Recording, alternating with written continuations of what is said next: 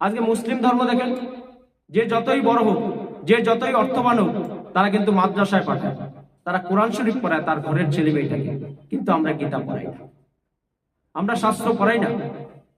আজকে ইংরেজরা আমাদের 200 বছর এই ভারতবর্ষকে শাসন করে চলে গেছে, সাথে শোষণও করেছে, কত না অন্যায়ভাবে নির্যাতন করেছে, কিন্তু তাদের কালচার, তাদের সংস্কৃতি আমরা ধরে রেখেছি। আমি ভাবি আমার ঘরের ছেলে মেয়েটাকে ইংলিশে পড়াবো, ইংলিশ মিডিয়ামে পড়াবো। বাংলা মাধ্যম তো আজকে গেছে, আমরা কেউ পড়াতে চাই না। আমি মাতৃভাষা আমার বাংলা, কিন্তু আজকে আমার আপনার ঘরের ছেলেটা বাংলা ঠিক মতো লিখতে পারে না। এর চেয়ে লজ্জা আমাদের জীবনে আর কিছু হতে পারে না।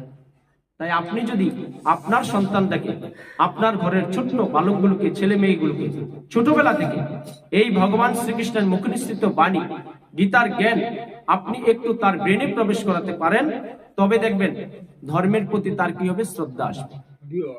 আজকে মুসলিম ধর্ম দেখেন, যে যতই বড় হোক, যে যতই অর্থবান হোক, তারা কিন্তু মাদ্রাসায় পাঠায়, তারা কোরআন শরীফ পড়ায় তার ঘরের ছেলে মেয়েটাকে। কিন্তু আমরা গীতা পড়াই না, আমরা শাস্ত্র পড়াই না। আজকে ইংরেজরা আমাদের 200 বছর এই ভারতবর্ষকে শাসন করে চলে গেছে, সাথে শোষণও করেছে, কত না অন্যায়ভাবে নির্যাতন করেছে, কিন্তু তাদের কালচার, তাদের সংস্কৃতি আমরা ধরে রেখেছি। আমি ভাবি আমার ঘরের ছেলে মেয়েটাকে ইংলিশে পড়াবো, ইংলিশ মিডিয়ামে পড়াবো। বাংলা মাধ্যম তো আজকে গেছে, আমরা কেউ পড়াতে চাই না। আমি মাতৃভাষা আমার বাংলা, কিন্তু আজকে আমার আপনার ঘরের ছেলেটা বাংলা ঠিক মতো লিখতে পারে না। এর চেয়ে লজ্জা আমাদের জীবনে আর কিছু হতে পারে না।